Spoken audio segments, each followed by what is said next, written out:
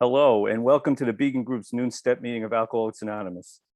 My name is Andy, and I'm an alcoholic. In an effort to lessen distraction to others and to respect our speakers, you will not be able to unmute yourself during the meeting. Let's start the meeting with a moment of silence, followed by the serenity prayer. God, grant me the serenity to accept the things I cannot change, courage to change the things I can, and wisdom to know the difference. Amen. Alcoholics Anonymous is a fellowship of people who share their experience, strength, and hope with each other that may solve their common problem and help others to recover from alcoholism. The only requirement for membership is the desire to stop drinking. There are no dues or fees for AA membership. We are self-supporting through our own contributions. AA is not allied with any sect, denomination, politics, organization, or institution. It does not wish to engage in any controversy, neither endorses nor opposes any causes. Our primary purpose is to stay sober and help other alcoholics to achieve sobriety. This is an open meeting of Alcoholics Anonymous, and all are welcome to attend, but we ask that only alcoholics participate. If you're new to AA or new to the Beacon Group, we strongly recommend home group membership and sponsorship. If you're new or not so new and looking for a sponsor, please put your name and number in the chat. The chat will remain open during the meeting, except when the speaker is sharing. If you're looking for a home group, we would love to have you. Our business meetings are on the third Thursday of the month at 6 p.m. on Zoom. To sign up for membership and to be on the mailing list, please visit our website, which is posted in the chat. Our website has a lot of great information as well as recordings of all our meetings. Also in the chat, you will find our AA quote of the day. The quote will always be from AA literature. Our speaker will share for 30 minutes on the step of the day, and then we will automatically split into breakout rooms for small group discussions. Each group has a moderator. We'll divide the time equally and invite each person to share. Questions are encouraged during the sharing part of the meeting. When you share, please be sure your environment is quiet and free of distractions. Breakout room discussions, and at 12:53, following by day counts, announcements, and the Lord's Prayer. I have asked Kirsten to read the 12 steps of Alcoholics Anonymous. Kirsten. Hi, Kirsten Alcoholic, the 12 steps of Alcoholics Anonymous. We admitted we were powerless over alcohol, that our lives had become unmanageable. 2, came to believe that a power greater than ourselves could restore us to sanity. 3, made a decision to turn our will and our lives over to the care of God as we understood him. 4, made a searching and fearless moral inventory of ourselves. 5, admitted to God, to ourselves, and to another human being the exact nature of our wrongs. 6, were entirely ready to have God remove all these defects of character. 7, humbly asked him to remove our shortcomings. 8, made a list of all persons we had harmed and became willing to make amends to them all. 9, made direct amends to such people wherever possible, except whenever to do so would injure them or others. 10, continued to take personal inventory, and when we were wrong, promptly admitted it. 11, sought through prayer and meditation to improve our conscious contact with God as we understood him, praying only for knowledge of his will for us and the power to carry that out. 12, having had a spiritual awakening as a result of these steps, we tried to carry this message to alcoholics and to practice these principles in all our affairs. Thank you, Kirsten. Today we will hear a talk on step 10. Please give a warm welcome to Tim M. from London, England. Welcome, Tim. Thank you. My name is Tim. I'm an alcoholic. Very glad to be here. Andy, can you hear me all right? Great. Okay. So I'm going to try and get to step 10 as quickly as possible, but as with all of the steps, they operate in a context, and so we need to know what the context is. So I'm an alcoholic. What that means is that moderate drinking is off the menu. I'm not built to drink moderately. When I drink far too much, terrible things happen. I'm not going to do a drunk-along, but that's the basic deal. That being the case, I have 2 options. Option number 1, continue to drink until I die or go insane, or option B, stay sober forever. Now, the problem is that I have locked somewhere in my mind a delusion which is something which appears to be true, but isn't. the delusion that appears to be true but isn't, is that a drink would be a good idea. And the mental obsession they talk about is this persistently recurring, overpowering delusion. I first started giving up alcohol forever in 1990. My last drink was on the 24th of July 1993, so I've been sober for 28 years now. However, there were 3 years, if you're good at maths, you'll know there are 3 years between 1990 and 1993 where I continued to drink even though I'd made the decision to stop drinking forever. I was absolutely clear I was an alcoholic. My brother, who was an alcoholic, had already died of his alcoholism by then. Therefore, my problem was not lack of information. My problem was the persistently recurring delusion which overpowered me that a drink was a good idea. Now, there are 2 solutions to that. Either I find a way of never ever having an irrational thought for the rest of my life. Option number 2 is never again to be in charge of my own decision making. I've got to pick one. If I remain in charge of my decision making, even for some of the time, and that coincides with the recurrence of this persistently recurring delusion that a drink is a good idea, I am toast because I will drink. Therefore, my decision making has to be in the hands of something greater than me 24 hours a day. I like to talk about the 4 Ps, the power, the higher power, the principles of AA, the program of 12 steps, and the people. And it's that combination. Any one of those is wonderful, but I've needed all 4 to keep me sober. Step 2 is I don't worry too much about the nature of God and all of that. I think it's a bit of a red herring.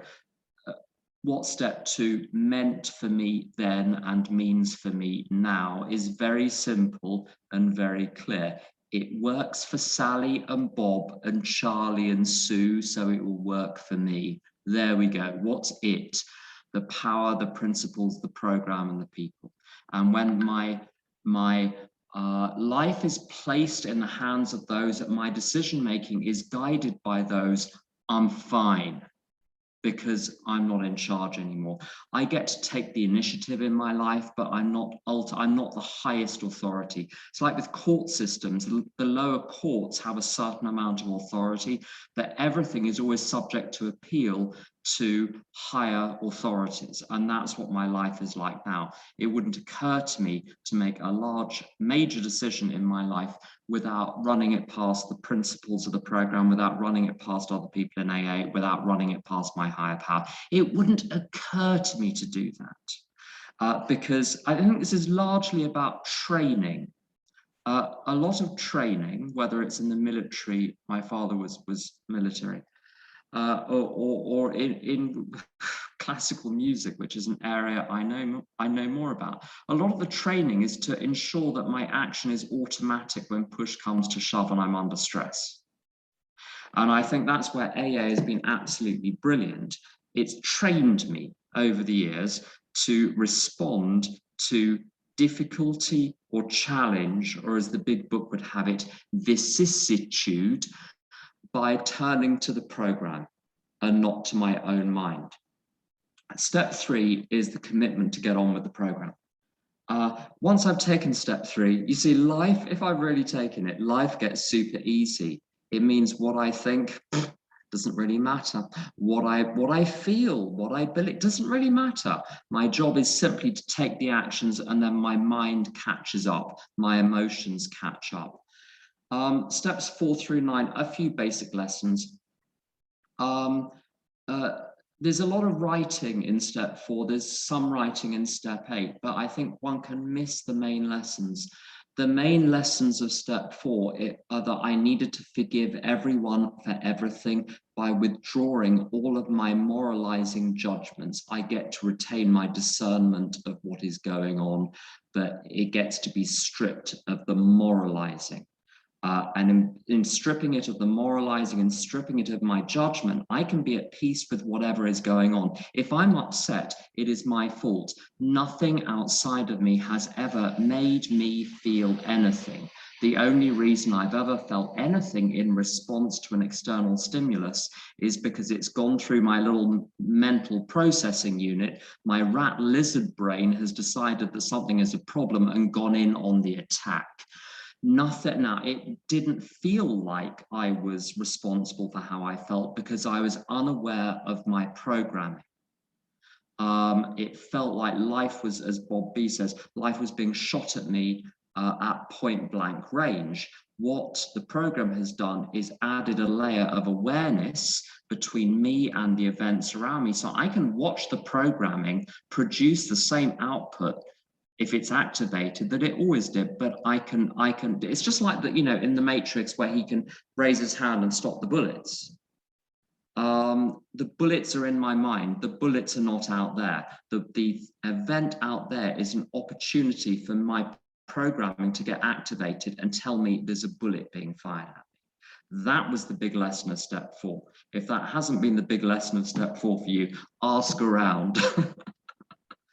There are people that can help you. I can help you. A lot of people, I can see some of the names in this room of people who can definitely help you with that. Step 5, oh my God, I'm like everyone else. Step 6, do I want to stay like this? Do I want to stay the jerk? Do I want to, I hope that isn't profanity. Do I want to continue being upset by external events? Yes or no? Red button, green button, I get to pick. Step 7, commit to the rest of the program. Approach all of the people I've wronged, be open about and sincere about my regret and say, what can I do to put things right?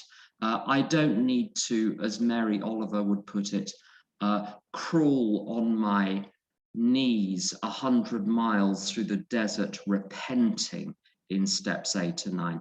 I go to the people, I say, I shouldn't have done this. It was wrong of me. Is there any way we can sort this out? If there is, great. If there isn't, I can dust the shoes off my feet and carry on with my life because I've done my part. There is an end to this. There is an end to step 9. The follow through may carry on forever. But that's follow through, that's different than the actual amend itself. So I continue to take actions in my life which flow from the direct amends I made in step 9. Just opening up the book on the other screen. And that brings us to step 10. But step 10, I think, operates, there's a great arc of steps 4 through 9, which solve my past, my whole frame of reference for living. And then there's 10 through 12, which is the program of the day. And how the program of the day works, 10, 11, and 12 for me operate as a single unit. The steps are identifiable, but they're divisible from each other. There are step 12, what's the content? The content is I've got to remember I am not a physical body. I'm spirit that happens to be temporarily housed in a physical form. As good old Anne L says, death is a fairly major change of address.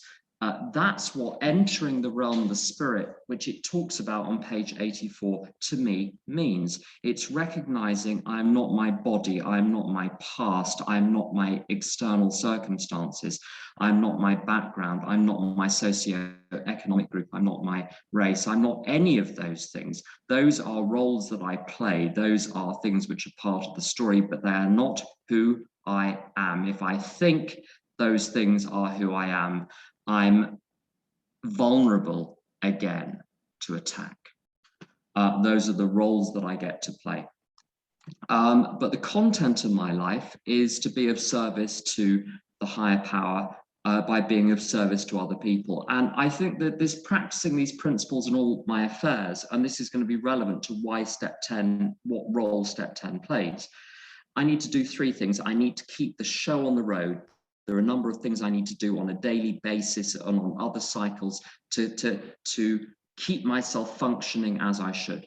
And I've got to be enjoying myself as well. Nobody likes a misery. No one wants a sponsor who's unhappy.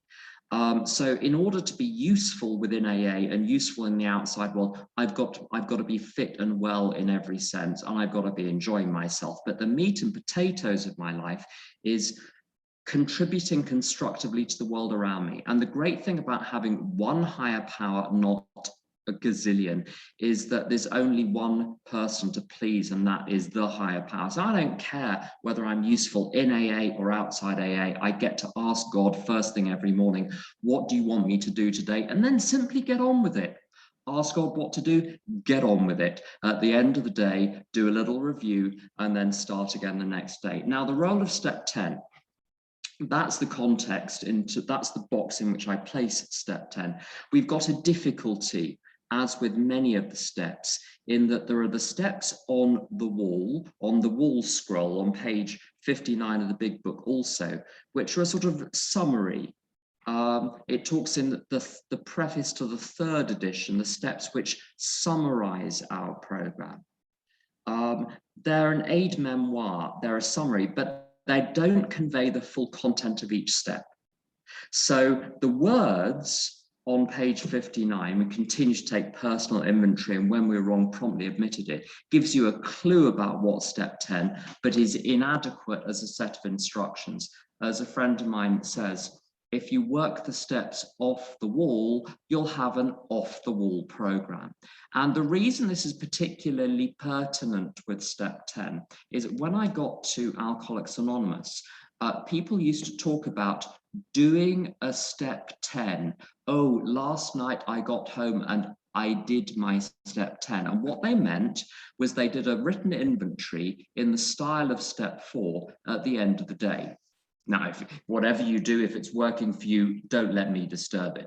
But the inventory that it's referring to in the sort of aid memoir on page 59 is a very long way from what is described when it actually gives you the instructions on pages 84 and 85. And in my experience, there are 3 ways of continuing to take personal inventory in the program. The first one is to follow the instructions on 84 to 85, which I'll come to last because it's the actual body of step 10 in the book. The second way is that little review at the end of the day, which is curiously part of step 11 in the big book. And I understand why. At the end of the day, the last thing I want to do is a repeat of step 4, where I perform some dreadful technical analysis of my day. It's a meditation hand in hand with the higher power, saying, I messed up with a few things today. Do you have any corrective measures, higher power, for tomorrow? It doesn't ask for analysis. In fact, it says, were we resentful, selfish, dishonest, or afraid? That's a yes/no question. Was I resentful? It doesn't say, please go into enormous detail and write down the resentment. No. Because I've already proved in step 4 that resentment is a fool's errand. It's the mistaken belief that me fulminating in my mind against the people I decide are wrongdoers is somehow going to improve the world. The real reason why I'm resentful is because I feel guilty about something. I'm repressing that. So I need to find someone else who's wrong, and then I can point the finger at them, and I can sit on the white steed of judgment and feel perfect and innocent and pure, whilst all of the wrongdoers are out there, and look how right I am. That's the real content of resentment. The so-called content, what I think I'm resentful about, like he did this and she did that and they're doing this and they said that on the TV, that's not the reason. That's the screen onto which I'm projecting my guilt. And I'm seeing it out there because I refuse to see it inside. What's the guilt inside? I've somehow separated myself from the higher power, at least in my mind, and I'm off on cavorting with some other projects or aims or objectives of my own, which according to step 3, I shouldn't really be having plans and designs anymore. So that's why I don't really analyze. It's heresy to say this, heresy, but I don't analyze my resentments anymore. I don't analyze my fears. I really don't, because the answer is going to be the same. I shouldn't be doing it. I shouldn't be permitting it. The problem is not the content. The problem is the fact that when resentment knocks on the door, it's going to continue to knock on the door. The ego is built to produce opportunities for resentment. Let's not go into why, but the data suggests that that is the case. I keep letting it in. The problem is not the shape, the size, the content of the resentment, is the fact I let it in. And I need to quickly undo it, saying, I don't like what this resentment will do to me. So I'm going to choose to look at this person as an innocent, perfect, pure child of God who at worst is temporarily mistaken about a relatively insignificant matter, and then get back to my day. Similarly with fears. I don't analyze my fears. So in the step 11 review at night, I don't need to analyze. I just need to spot whether I've been frightened, spot whether I've been resentful, and apply the corrective measure. The corrective measure for fear is to recognize, if I'm frightened, I'm seeing this wrong. If I'm spirit and my identity, my values, my purpose reside in the higher spirit, in the higher power, in other words, who I am, what I'm worth, and why I'm here reside in the higher power. None of those can be hurt, none of those can be harmed. When I'm frightened, I'm mistaken. And I need to come back to the truth and then live in accordance with that. So anyway, the step 11 review is one way in which I continue to take personal inventory, but it's chiefly a meditation. I don't do it as a written exercise. When I used to write it down, it used to drive me crazy. Used to actually increase my guilt. So I don't do it anymore, and I'm much happier, and I seem to get over stuff much quicker. Occasionally, it says in step 12 as well, this is relevant to step 10 on the wall, continue to take personal inventory. It talks about continuing to practice these principles in all our affairs. What are these principles? The principles contained in steps 1 through 11, and retroactively we can bring in the principles of the traditions and the concepts as well. That wasn't what they meant at the time because we didn't have the traditions and the concepts, but I think you can do that in step 12. You can say, well, I'm going to practice the steps, traditions and concepts in all my affairs. But when things, as they say, go south, when the rivets fall off, then I will resort to the earlier steps and do a bit of targeted, detailed step work, but I don't do that as a socially acceptable form of self-absorption on a daily basis. I do that as and when I've got a serious problem that I can't work through and I need some serious close written examination. I do that very infrequently. The real substance, though, of step 10, once we've got rid of the daily inventory and then the periodic, house cleaning that it refers to in the 12 and 12, is what it says on pages 84 and 85.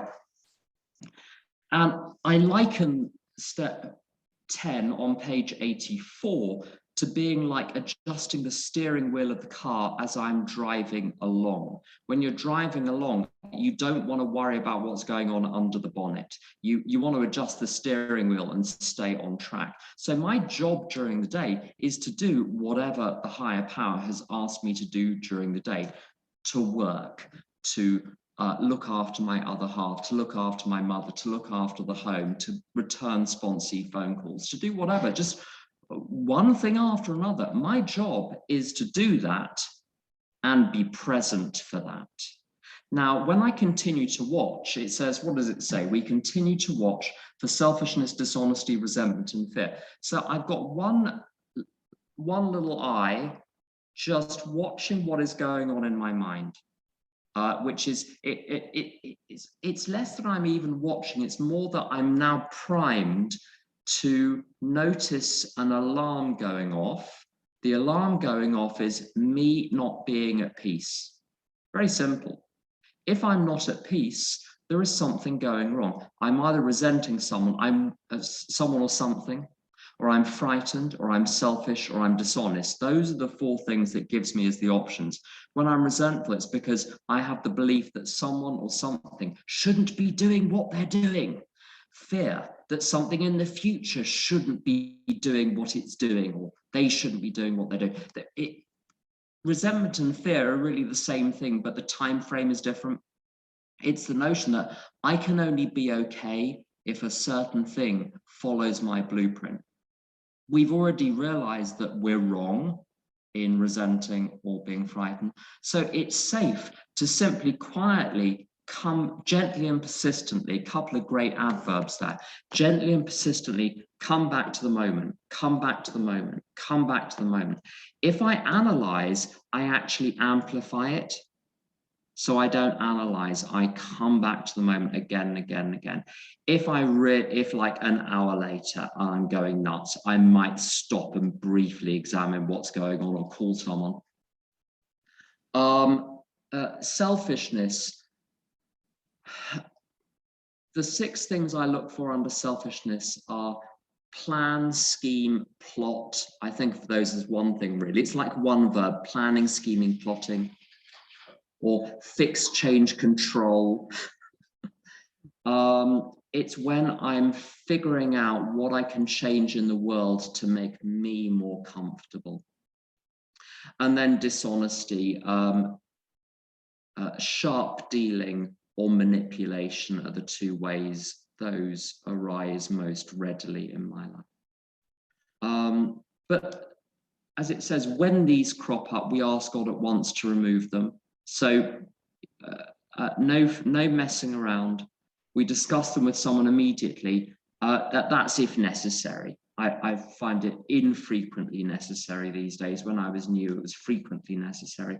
We make amends quickly if we have harmed someone. Then we resolutely turn our thoughts to someone we can help. Now, if I'm already doing something useful, the way I turn my thoughts to someone I can help is by engaging in the task at hand. That's literally the most useful thing I can do.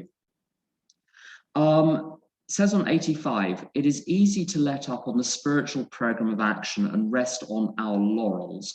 We're headed for trouble if we do, for alcohol is a subtle foe. We're not cured of alcoholism. What we really have is a daily reprieve contingent on the maintenance of our spiritual condition. And I think this has a longer term implication. So in the course of the day, if I permit disturbance to persist, I'm cutting myself off, at least in my consciousness, from my higher power. I'm well reminded by friends of mine that it's impossible to be cut off from the higher power. One can only believe mistakenly that one is, and that's a very comforting and helpful thought. But nonetheless, if I believe I am, there's an Emmett Fox story about a girl who's watering the garden and the water stops and she's wondering what's going on with the hose pipe, and the father points out she's got her foot on the hose pipe. She just needs to remove her foot. And it's like that in my relationship with the higher power, which acts as the higher authority to stop me ever drinking again, is that I am the only one who can separate myself in my consciousness from my higher power. So my job, and Sandy B talks about this, my job is basically to be at peace today and to spot when I'm not at peace and to come back to that place as quickly as possible. And I've developed many tools over the years, some visualization, some other things to come back to peace in the moment, because I can't see right when I'm not at peace. And just one more thing about the responsibility for my mental and emotional state. I was talking to my other half, who is not in recovery, doesn't need to be in recovery. We've been together for many years. And I was upset about something or other in my life. You see, I can't even remember what it is now.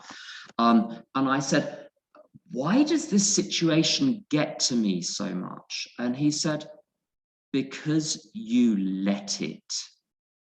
Which was not the answer I was looking for. I am 100% responsible for my beliefs, attitudes, values, thoughts, actions, and emotions. And you are responsible for yours. Now that will free up the afternoon. Let me tell you, when you realize that, yeah, I'm responsible for my conduct towards other people, but I'm not responsible for any of those areas of their life. They are responsible for those. Back to the text though. Over the longer term, I used to go to a meeting which I better not say the name of the group, but it stated that it examined the problems associated with later sobriety. In other words, being, 8, 10, 15, 20, 25 years sober. Now, I went for a while. Most of the problems seem to be, when you've bought your house in France next to a vineyard, how you deal with walking past the vineyards and the vineyards making you think of wine the whole time. That seemed to be. Now, I stopped going because I don't think there are problems of later sobriety. Again, it's heresy to say this. Sometimes people say, 17 years, you're going to have a nervous breakdown at 17 years, or there's a particular barrier at 21 years. I don't, maybe there is, there's certainly something odd between 7 and 12. Most sponsees go a little bit off the rails then, but it's not to do with time. The pattern that happens very frequently is that, I did it, many other people have done it too.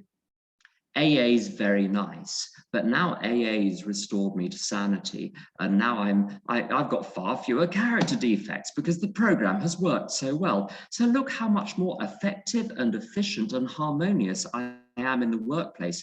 Look at how much more successful I can be. Look, I can earn money and get things, and the things will make me happy, and I can attract interesting, sparkling people, and I can go to a little house in New Hampshire, in the summer for 2 weeks on a lake, and it's lovely. We've got this wonderful external life, and AA's great, but we just kind of drop in, floating a few inches above the parquet flooring of the rather genteel AA group that we now go to, because one doesn't want to be disturbed by the difficult people. So early morning meetings only. And you kind of lose touch. Well, I did. I'm a terrible old drunk, and I'm not going to go into details, but I've had a few other problems as well. There are a few things that I've got up to over the years which I shouldn't have, which can become just a tiny little bit habit forming without even having to take a chemical to do it. So this very strict adherence to the AA program and to its principles, which I had to assimilate very soon in AA in order merely to stay sober, it turns out that was a lifetime gig. I don't get to graduate. So I need to be, and I indeed am, as devoted today to AA as I was when I was new, if not more so. Not because I'm a sheep, and not because I'm a fool, but because I know which side of my bread is buttered. And as a result of that, I have, I've got a family and a so-called career, whatever that means, and other things. But the main focus, my life is structured around the AA commitments, and then everything else falls into place beautifully. Everything else flowers and grows as it is meant to, and far more interestingly, and to me impressively, than when I was trying to manage my life directly before I got to AA and even after I got to AA. So I've just given up. Isn't that terrible? I've just given up, and I just do what AA suggests and let things be as they may. And Maureen, I'll finish on this in my last 15 seconds. She said years ago, go to loads of meetings. That's where it all starts. She's never phoned me in the last 28 years to tell me that she was wrong, and she revokes that instruction. So I'm still following it. That's me, 30 minutes. Thanks for listening.